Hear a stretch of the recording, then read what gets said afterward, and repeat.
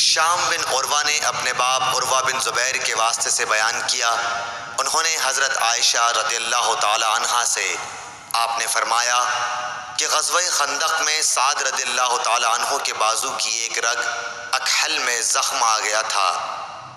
ان کے لیے نبی کریم صلی اللہ علیہ وسلم نے مسجد میں ایک خیمہ نصب کرا دیا تاکہ آپ قریب رہ کر ان کی دیکھ بھال کیا کریں۔ مسجد ہی میں بنی غفار کے لوگوں کا بھی ایک خیمہ تھا۔ سعد کے زخم کا خون جو رگ سے بکثرت نکل رہا تھا بہہ کر جب ان کے خیمے تک پہنچا تو وہ ڈر گئے۔